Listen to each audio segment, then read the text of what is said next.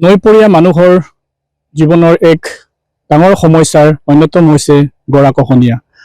আজি মই উপস্থিত আছো জোনাইৰ তেলাম গাঁও পঞ্চায়তৰ অন্তৰ্গত কৰৈবাৰী অঞ্চলত আৰু মই মোৰ সহযোগীক দেখুৱাবলৈ অনুৰোধ জনাইছো। এনে এক দৃশ্য মই দেখুৱাব নিউজ লাইভৰ দৰ্শকসকলক আগবঢ়াইছো। চাওক কেনেধৰণে কৰৈবাৰী অঞ্চলত দিকাৰী নদীয়ে কিদৰে গৰাখহাই এক তাণ্ডৱৰ সৃষ্টি কৰিছে মানুহৰ জীৱনলৈ। এই কৰৈবাৰী অঞ্চলৰ কেইবাখনো গাঁৱৰ ৰাইজৰ টোপনি নিদ্ৰা হৰণ কৰিছে এই দিকাৰী নদীৰ গৰাখহনীয়াই।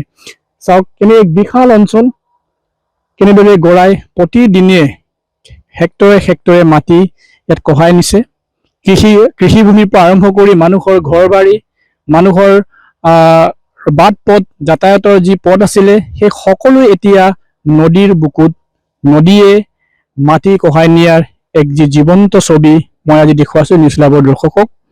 কৰৈবাৰীৰ ইয়াৰ যি ৰাইজ আছে বা যিসমূহ গাঁও আছে বা যিসকল মানুহ আছে তেওঁলোক এতিয়া সন্ত্ৰাসৰ মাজত শংকিত এক জীৱন যাপন কৰিবলৈ বাধ্য হৈছে যে এই নদীয়ে আৰু কিমান তেওঁলোকৰ মাটি নদীৰ বুকুত লৈ যাব আৰু কিমান কৃষিভূমি তেওঁলোকৰ জাক যাব, কিমান ঘৰ বাৰী, কিমান তেওঁলোকৰ অমূল্য সম্পদ এই নদীৰ বুকুত জাক যাব, সেই লৈ তেওঁলোক এতিয়া চিন্তিত। আৰু মই এতিয়া একাংশ ৰাইজ আছে মোৰ লগত, মই তেওঁলোকৰ সৈতে কথা পাতিব বিচাৰিছো। দিকাৰী নদীয়ে কেতিয়াৰ পৰা তেওঁলোকৰ এনেদৰে গৰাখহিছে, কিমান মাটি এতিয়া নদীৰ বুকুত আৰু কি কি এতিয়ালৈ কহাই নিছে, সেই বিষয়ে মই তেওঁলোকৰ লগত কথা পাতিব বিচাৰিছো। হয়, আপুনি এইটো অঞ্চলৰে এজন ব্যক্তি নহয় জানো?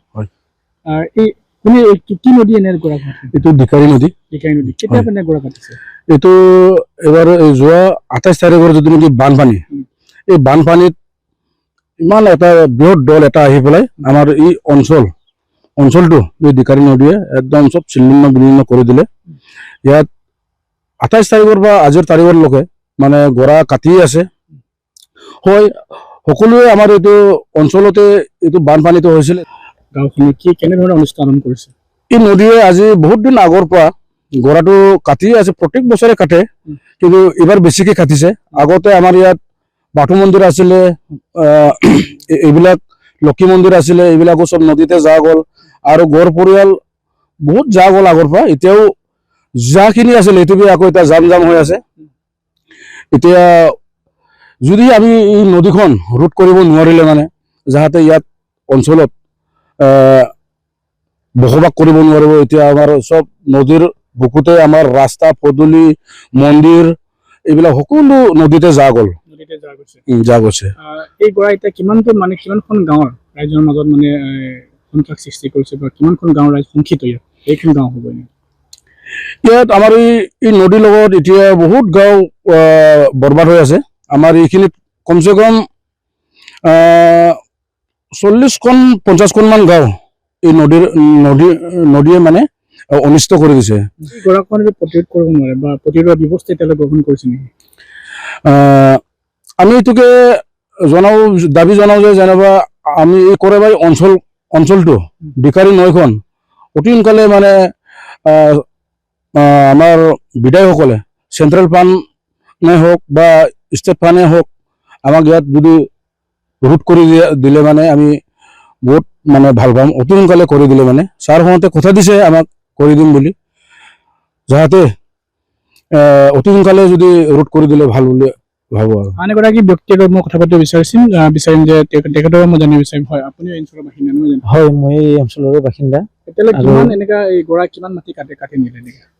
এইকেইদিন ভিতৰতে 28 তাৰিখৰ পৰা আজিৰ তাৰিখলৈ ইয়াত মানে প্ৰায় 5 পুৰা মাটি এতিয়া গৰাখহিলে, য'ত কি মানে এতিয়া এইটো ওপৰ চাইডত যিখিনি মানে অঞ্চল, এইখিনি অঞ্চলটো আমাৰ কৰৈবাৰীৰে অঞ্চল আছিল আৰু ইয়াত মানে প্ৰায় এতিয়া বহুতখিনি ঘৰ পৰিয়ালৰে মাটি আছিলে ইয়াত। যিহেতু আগত 22 আৰু 23ৰ ভিতৰত তেতিয়া সময় ইয়াত মানে 27টা পৰিয়ালে মানে নদীত মানে গুচি গ'ল, গৰাখহিখিনি ঘৰ বাৰী চব ভাঙি লৈ গ'ল। এই মানুহবোৰ কিছুমান মানে ঢেকীয়াজুলি, বেলশ্ৰী আৰু এই চাইডত নতুন মাটি বিচাৰি গ'ল।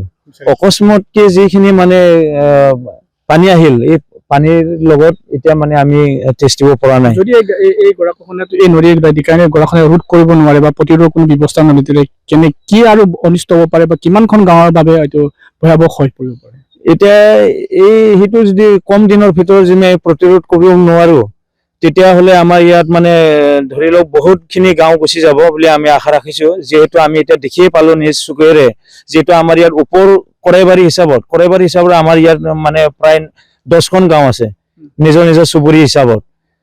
মানে তেনেকুৱা 10খন গাঁৱৰ ভিতৰত এতিয়া 2খন গাঁওটো গুচিয়ে গ'ল।